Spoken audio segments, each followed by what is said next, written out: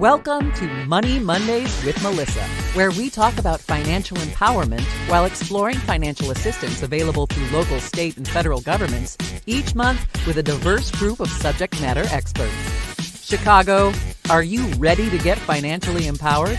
Well, we've got just what you need. Without further ado, give it up for your Chicago City Treasurer, Melissa Conyears-Ervin. Good afternoon, Chicago. I am Sharice Bradford here in the Office of the Chicago Treasurer, and today we are happy to have Yolanda Garcia of the Resurrection Project with us. Yolanda is going to be presenting today on tips for homeowners, a part of their Money Management and Financial Empowerment Edition. Yolanda is one of the homeownership counselors at the Resurrection Project. And so we are happy that the Resurrection Project agreed to do today's presentation, and we're happy to have Yolanda. So everyone, welcome Yolanda Garcia, homeownership counselor for the Resurrection Project. Thank you. Thank you. Good afternoon, everyone. Thank you for having us. And thank you for allowing me to be in your homes and in your computers and just advising you guys and letting you know some of the information and the topics that we handle here at the Resurrection Project. Super excited to discuss money management, guys. Financial Empowerment Edition. Let's go through these slides and see how we do.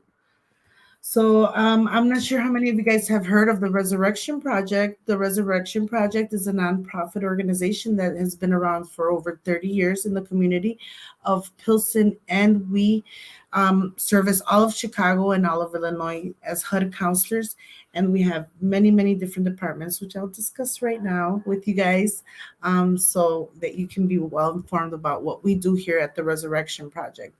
What I wanted to show you guys in the next slide is our mission here, which is the Resurrection Project. We've been in the community for so many years, 30 years, and some of our goals here are just to help people and just build the relationships with people in our community and educate and just give them the right tools that are necessary in order for them or for us as a community, myself included, to be able to make decisions, financial decisions in our community and achieve our goals. Of course, to be very productive in our society and just accomplish a lot of our economic goals, considering being stable at homes and having part in our community. So the Resurrection is here to build community relationships.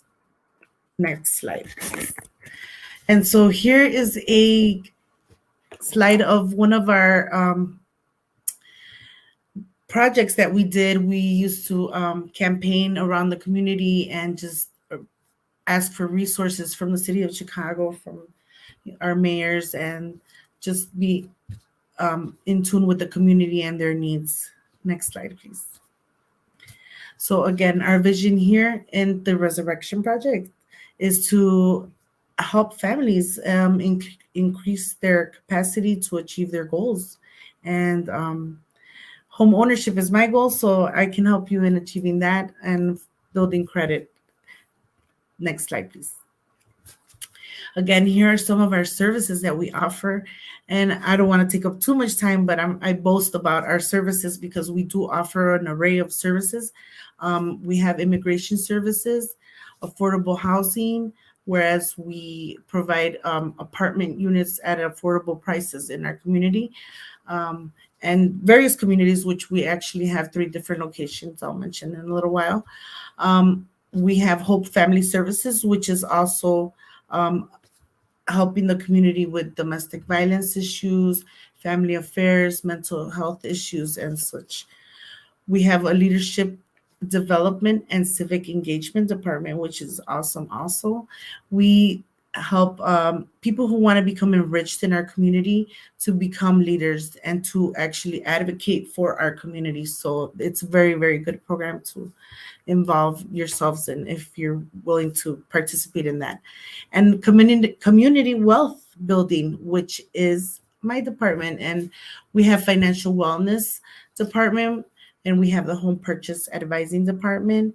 We have a home savvy department, and so just helping you build that equity and just generational wealth for everyone in our community. Next slide, please. So one question that I ask you guys, I'm sure we'll have comments and questions later, but I'm just asking in general so you can think about it. How did you guys learn about finances, and how would you say that you took control of your finances as you were growing up? And most people kind of say that they learned in their grammar school. I'm not sure if some of you guys took the junior achievement classes in grammar school. I know I did. CPS had those, and they teach you how to do a little budget and all that good stuff. But some people learn from their parents, because yes, of course, when you see mommy and daddy saving up for the rent, saving up for bills, saving up for vacation, that's one way you might learn about how you manage your finances. The TV, there's lots of classes out there. There's Netflix shows. So there's different ways that you may have learned about how to manage your finances. There's lots of ways that are correct. There's lots of ways that are wrong. I'm not here to judge anyone. I'm here to teach you a little bit more about what we know and what we are here for at the Resurrection Project. So let's go on to the next slide. So as you can read by the slides, money management is very, very well explained here.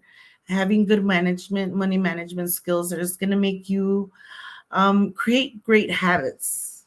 Good habits, of course, right? And can ensure you that you can have a great well-being in your future and achieve your goals. Goals as in buying a car, traveling, and other sorts of goals that we're going to discuss. Your goal might not be to purchase a home. Your goal might be to buy a car or take a nice vacation. So that's a couple of the methods that we're going to be discussing in the next slides. Next slide, please. So here we go. This is a good thinking question. Needs versus wants. So what do I really need to survive in this world? Needs.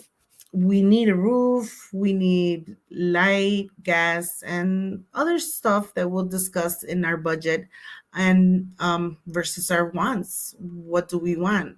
I really want a pool in my house. I want 2 bathrooms, the white picket fence, and so on.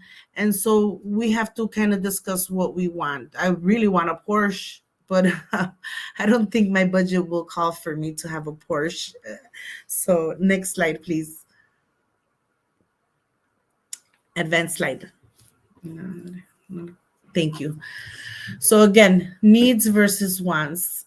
If you want to just take a look at this, take a picture. Some of us need a little reminder, because I know I go to Starbucks once in a while and I love that coffee, and I know I don't need it every morning, but of course, what do we want and what do we need?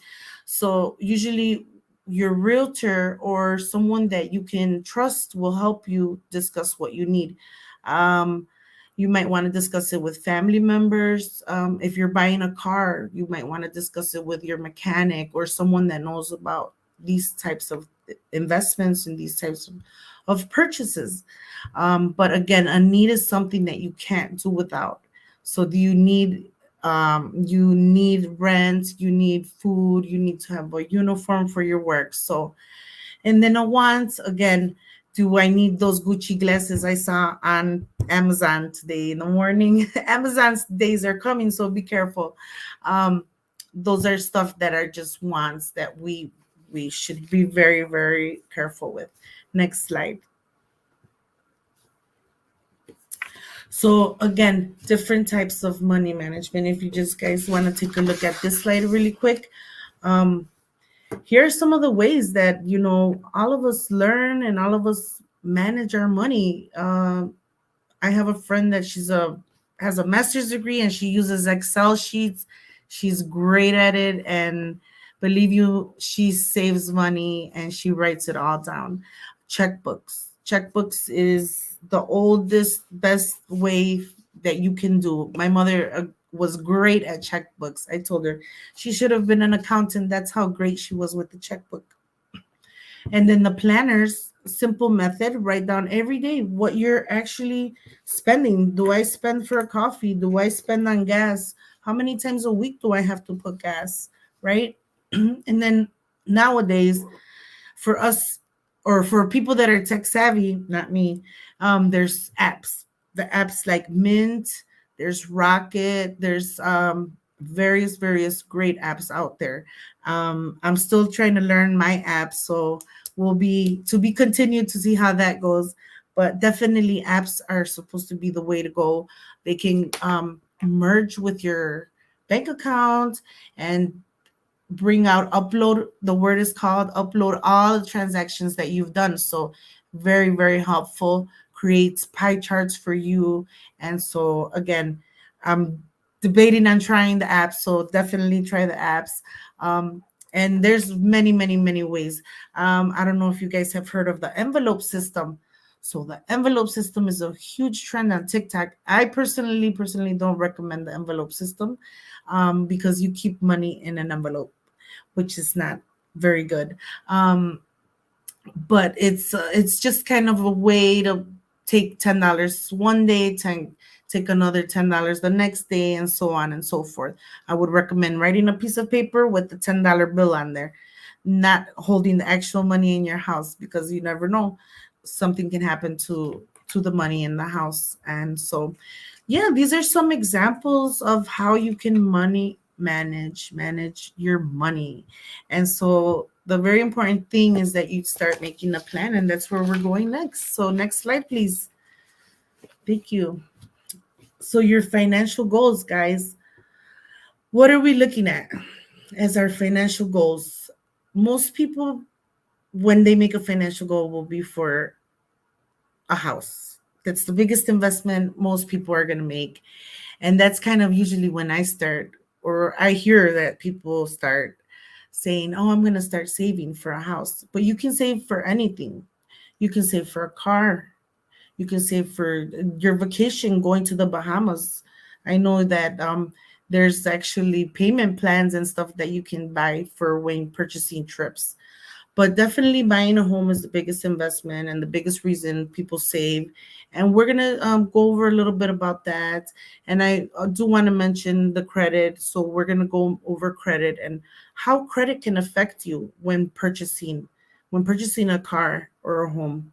Definitely the interest rates will change. Even when purchasing insurance, in your homeowner's insurance, your car insurance, all of those people run your credit, and make sure that you have well standing, that you're financially well standing, so that you can be able to get these kinds of loans at a better rate. And again, if with the better rate, it helps you to save money faster. So we're going to discuss that a little bit in the future in the next slides. But yeah, so here are our financial goals. And this is a great way to measure our financial goals. In the previous slide, we mentioned that there was 5 steps to achieving this goal, and to actually try and see how we can work out this goal. So there's the specific, right? You have to know what your goal is. So do I want to buy a car? Do I want to buy a house? Do I want to buy a boat? I don't know. Maybe I want to sail through all of Lake Michigan, and that's my goal. So I need to know first, how much is the car and how much can I actually really afford. So the next one is measurable. How can you track your process, your progress, and the process, because it is a process. So the timeline, can you do I want to vote for next year, or do I want to vote this year? That is the question.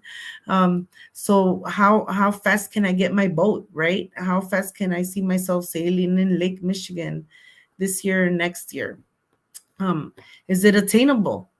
With my job, can I really afford a boat? That is a question. So that's some of the things that you have to ask yourself when really making these financial goals. The next one, realistic. Do I really need a boat? And am I really gonna achieve my goals by working hard, by getting that second job, by selling extra stuff and opening a business so that I can have that boat? So is it realistic? Time bound, the last one.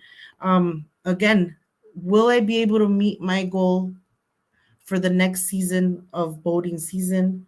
Will I be able to have a slot? Will I be able to rent the slot again? And so there's various questions you have to ask yourself. And when buying a house, it's exactly the same as buying a boat. So again, the list here are financial goals. You can buy a car, family vacations, buying a house, remodeling your home, investing in your own business, awesome, or a second property. Retirement, yeah, definitely we would want to see how much we save for retirement. So that's a good one, that we can help you. Next slide. So here's a little pie graph chart that I like to show you guys. It's a little breakdown about the budget. So usually HUD requirements are 30% housing. So only 30% of all your income that you make and your job should be spent on your housing. So that all the rest of that, let's put it elsewhere. So utilities, definitely we have to pay utilities in our budget. We have to always be conscious that we have gas, light, maybe water bills. Some people consider phone a utility now because it's just definitely you have to have it. Food, 10%. Also, definitely we need to nourish our bodies in order to keep working, right? Transportation, you can use 10%. Medical, 5%. And again, these are just estimates. Some people might have a little bit more in transportation. Maybe some people have a little bit more in debt. So here we're looking at 5% debt, which is a small amount. Personal, 10%, which is personal care, etc. Recreation, 5%. I consider recreation maybe like Netflix, the movies, stuff like that. So it's a little pie chart. If you want to guys screenshot this is a great little chart. Again, everyone's different, everyone's budget is different. So we can help you here at TRP in discussing how to create a spending plan. Yeah, next budget. Thank you. Next slide, please. Awesome. So creating a spending budget. Yay. This is the tough part, guys. Sticking with it, right? So once we have our financial goal, we have to definitely write it down. Some people create poster boards and so on and so forth, and stickers and so on. Here at the Resurrection, we do an action plan. We actually write it down and we set dates and we give you the resources to be able to achieve these financial goals. And again, it might not have to be just a house, it can be a vacation, a car. And we have financial wellness coaches that will help you, in your process of rebuilding your credit, right? Like repairing your credit. Um, you can never redo all your credit, but we can help you fix it as far as establishing new credit. So we're here for you guys on that. So next thing, let's go down this little slide. It says always pay yourself first. So as a self-employed person, they say pay yourself first and then pay all the bills later, which is a great idea because then you know that your income is set and that if you need to raise more expenses, more income for other debts and stuff, then you know that's a priority, correct? So we write down all our expenses. Especially, I like to remind people to write down their annual expenses. For example, their car insurance, um, even the Disney Plus, that's yearly, all that good stuff is definitely something that you should have in your budget, guys. Um, circle your most vital expenses. Uh, what would you consider a vital expense? Well, we had a kind of a little story here, that a client told us at one of our classes that, she was budgeting so much in her life that it was going well, but we wanted her to cut Netflix. We're like, you need to cut Netflix. This is an expense you really don't need. And she told us, I really need Netflix. Why? Because it saves me from going out and spending more money. So by her having this $20 expense, it was saving her $80 on dinner and movies.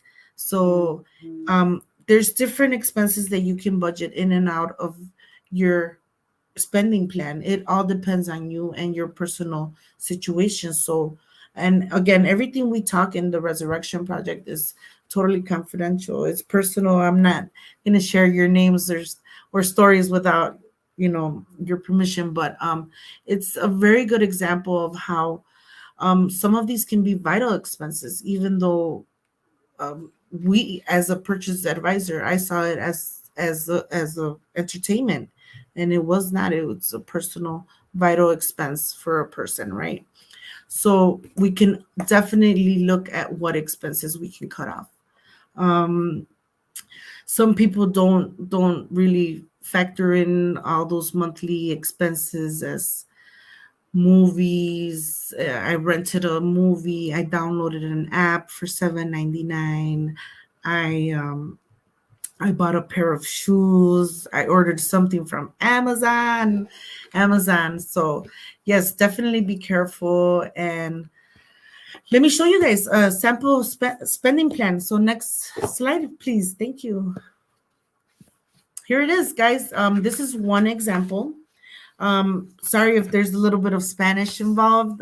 We do presentations in English and Spanish, so it's switching back and forth sometimes. But here's something that we looked at, counts, right? We have the savings, $100, and in English it would say there every check he's gonna save $50 on the due date from the savings. Then they have the rent. The rent is 1,400 every first of the month. We have light, a necessity, on the 28th of the month, gas, Wi-Fi, childcare, and everybody's budget's different. Food expenses, entertainment, Netflix. We definitely sometimes need Netflix. Um, Cell phone, transportation, maybe Ubers and Lyfts, your credit cards. That'll be the monthly minimum payment, right? Your personal expenses, toiletry, so on and so forth. So this person in itself, they have $2,732 in monthly debt, right? And that's what we can calculate as far as what they brought to our meeting, right? So if this person makes 3,076 a month, their net income after taxes is 2,100.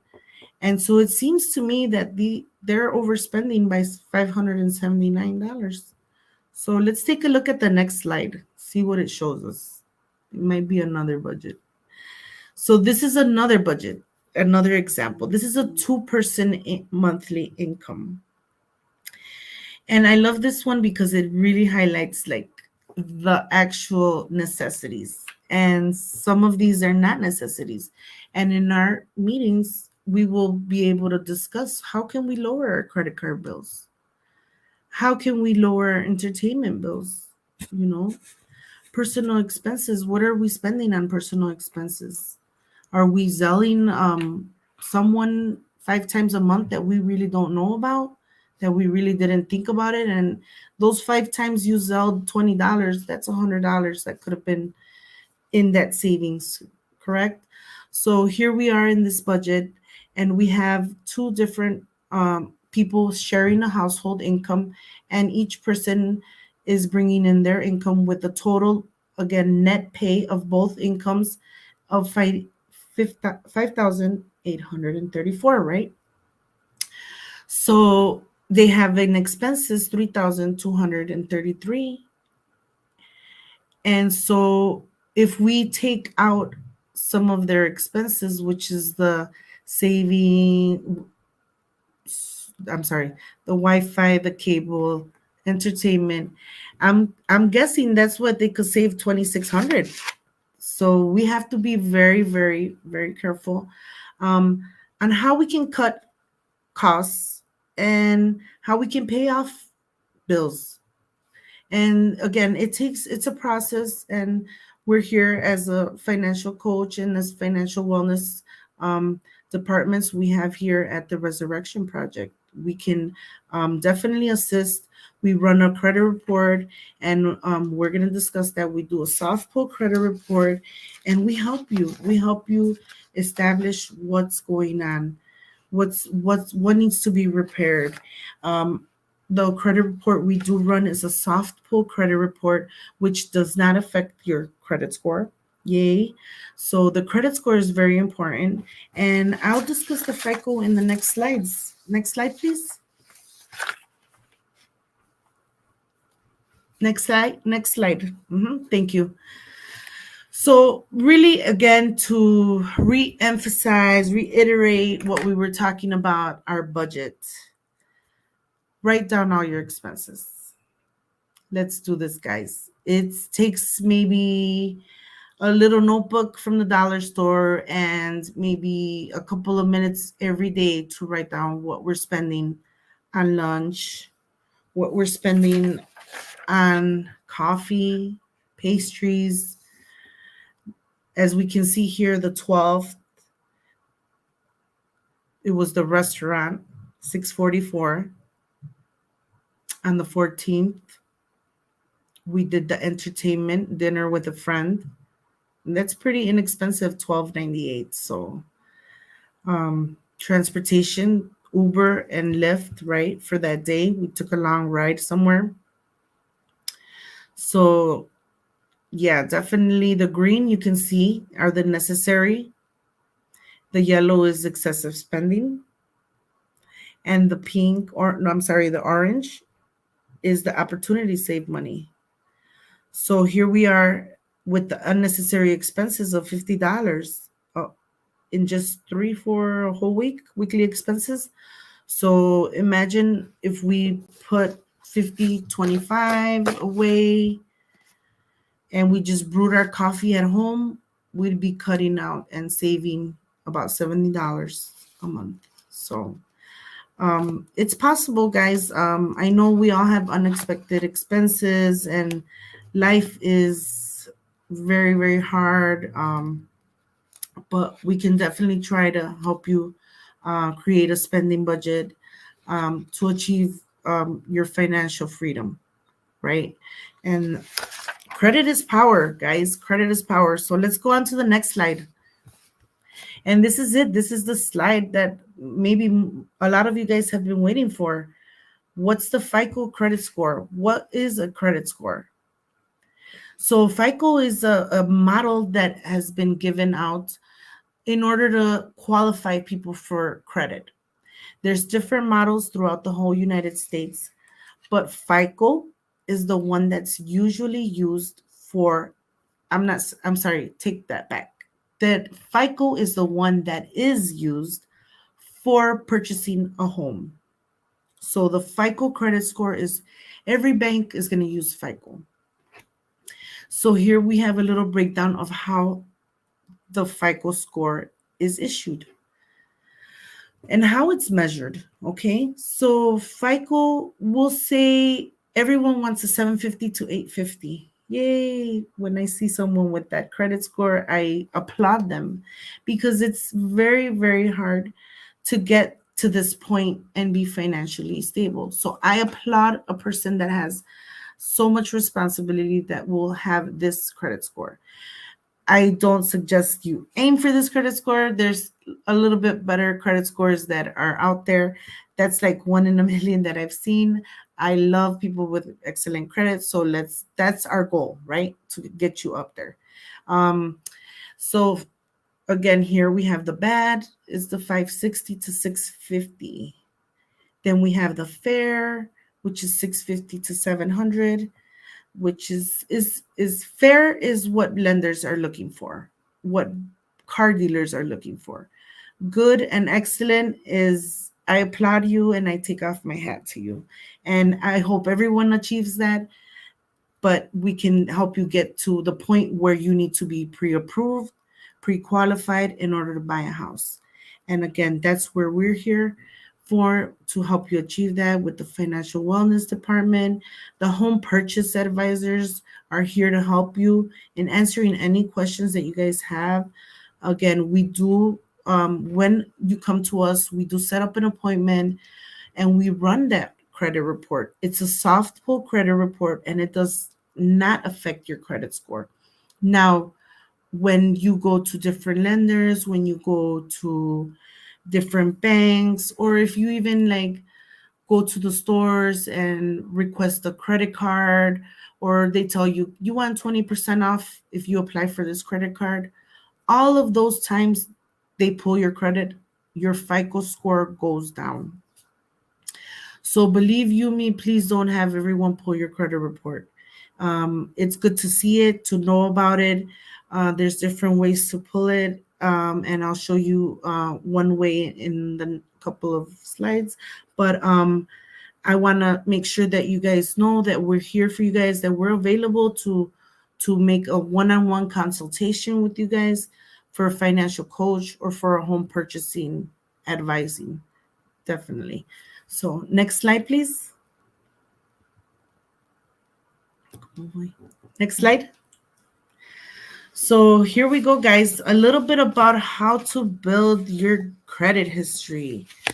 So definitely save let's start with number one, because these are two different things. For number one, this is how to save your money. It's telling you how to create a spending budget and stick to it. We discussed a little bit about your plan, and we can help you work that plan out, and we can help you create a budget where you can start saving. Number two, start saving for yourself or for emergencies. Definitely, again, like we help people to become financially free, to be able to have money for the emergencies or for yourself, right? Number three, decide on a payment plan. If you do have excessive debt, we will help you build a plan to pay this off. And we will be there step by step as far as contacting the credit bureaus, disputing anything that'll be in your credit report that might be able to be taken off, so that we can help you get pre-approved, right? So number four, very, very, very important. Excuse me, number four. It's not necessary to have 10, 15, 20 credit cards in order to build good credit. The bank only requires, and the FICO system only needs 2 or 3 credit lines. So if you have one credit line that's for 12 months, another credit line that's 48 months. So there we go. We have the credit history, and that's what's going to raise your credit score. Not the fact that you have a Victoria's Secret, a Best Buy, a Menards, a Macy's. That will not help. It might actually lower your credit score. So number five, very important. With those 3 credit lines, we need to maintain a credit score, a credit usage of under 30%. So for example, if your credit line is for $1,000, 30% would be $300. You cannot spend more than $300 or your score will decrease. So there's different tricks of the trade that definitely we would want to teach you here at the Resurrection Project. And again, they shouldn't just say tricks of the trade, but these are steps that one should take to build credit and have secure credit for your future. And again, as the organization grows, we love to share knowledge with people, and we hope that you invite others to learn about our programs and just expand their horizons also. So next slide, please. So here we go. Where can I get a copy of my credit report? Of course, I did volunteer to give you guys a copy of your credit report, so call us. But if you don't have time to come to us, if you don't have time to set up a one-on-one, definitely here's one of the options, annualcreditreport.com. And this is a free credit report from the system, from the United States, annualcreditreport.com, to your credit. You have usually it was one time a year you have access to look at your credit report and all of your trade lines. Due to the COVID, I believe it may have been once a month and maybe even once a week. I don't know why people would check it once a week, unless there's some transactions that you would want to check. But this one does not affect your credit score with annualcredit.com. TRP, again, we do the soft pull credit report, and it does not affect your credit scores. With our credit report, I will mention that we do give you your FICO credit score. The score will not be given with the annual credit report. It's an additional fee for them, or it's a fee for them to give you your FICO. We here at the Resurrection Project will give you your FICO score so that you can know what you have to do. What is it that you have to increase? What trade lines you have to pay on time, what trade lines you have to pay off. And so definitely we want to let you know that we're here for you guys. And we at the Resurrection Project, as I had mentioned before, we have 3 different offices. Next slide. Let me see if it's on the next slide. Okay. So let me discuss this real quick. How to dispute your credit. So if there are any things on your credit report that you would like to dispute, these are the places where you can dispute them. You can go online and they can either remove them, they can state them as paid, or if there's any information that's reported incorrectly, you can dispute them here. If you do in fact need assistance at TRP, the Resurrection Project, we are able to help you guys with this. And so definitely I wanted to mention this.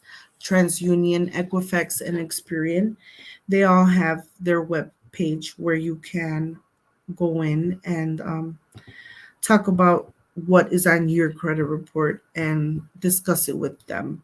There are laws in place that they must attend you and talk to you because of the fact that it is on your credit report. I want to offer our services at our different locations. We have a location at Back of the Yards, close to 47th and Ashland. And we have an office in Pilsen, close to 18th and Paulina. And then we have a location in Melrose Park, which is also over there in Melrose Park. So we have different people to assist you. We can do virtual appointments, right? Due to the COVID, the Zoom calls are still coming in, so we can see you virtually. We take emails for your documentation, whenever you're ready. So next slide, please. And so the last slide has a QR code here. It's in Spanish. I apologize, but it is a QR code that will take you to our web page, and it'll let you know about our services, our programs, our classes. Yay, come to our classes. And so this is a good thing if you guys want to take a picture, scan it, but definitely get in contact with us, with anyone that any organization, a nonprofit organization that'll help you with HUD counseling, financial coaching, and again, we have home ownership programs also. So yeah, thank you so much for having me. It's been a pleasure. Again, thank you for allowing me into your homes and for taking your time to improve yourselves and to become more knowledgeable about all these important topics. Credit is power. Credit is power. Credit is power, people. So um, let's build it. Let's build it and let's work on it. I'm here for you guys. Yolanda Garcia. Any questions? I think we're gonna open up the comments, and yeah, we're here, guys. Thank you. Next slide. I think that's the last one. Thank you so much, Yolanda. This was a great presentation. If you are still watching and if you have any questions, feel free to add them to the chat box now. We're going to stick around for about another 5 minutes just in case anyone has any Yeah. questions. Yes, Great definitely. presentation, Yolanda. Thank you, guys. Thank you. And definitely, again, call your HUD counselor. We have grants. The lenders have grants, and we want to be able to share those opportunities with you guys. So someone is asking if have you all looked at Experian Boost? Yes, actually, Experian Boost, I've used it. I personally have used it.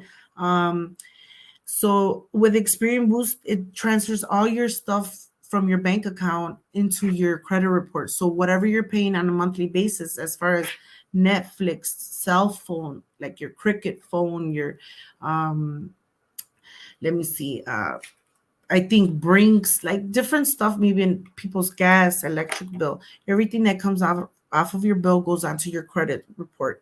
And some lenders take that as your official credit history. So with that being said, after a few months of having that on there, it builds you a new FICO score. So definitely Experian Boost. I've used it. I have lenders that use Experian Boost to help their clients, and yes, I recommend it. I don't pay for the premium service. So I just do the regular. Never. Yeah.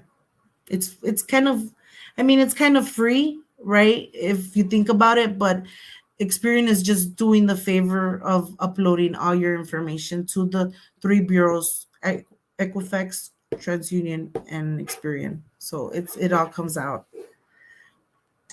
And yes, Ms. Davis, this will be posted on our YouTube channel for the City Treasurer's Office, as well as our website. So if you all are interested in checking out this conversation again, it will be available on demand at the ChicagoCityTreasurer.com and on our YouTube channel as well. Yes, and definitely go on to our website. We have the classes posted monthly. They're very, very, very helpful.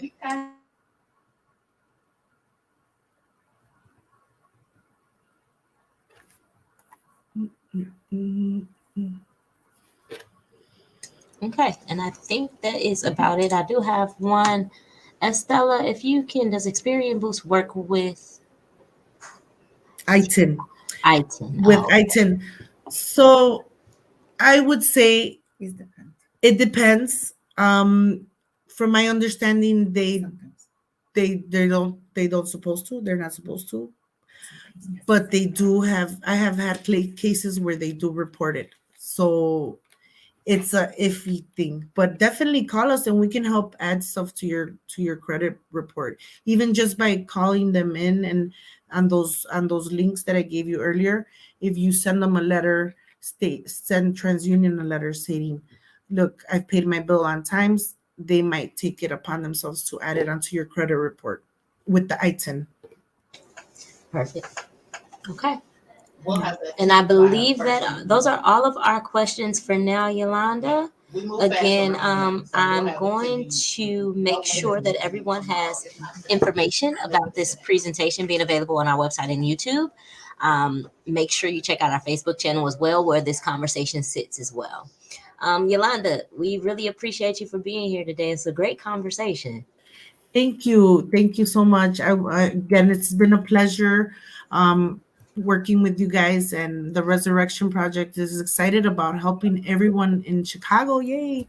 Whoever's ready. Yes. Yes, indeed. And actually, the Resurrection Project will be joining us for our Building Wealth Today for Tomorrow event happening October 5th and 6th at the UIC Forum. So more details will be available for everyone watching.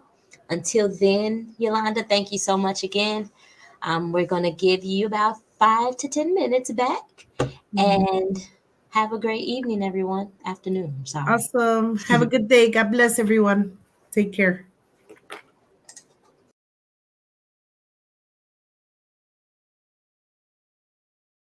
Thank you for tuning in to Money Mondays with Melissa. We hope you enjoyed today's session and found value in the topic of discussion.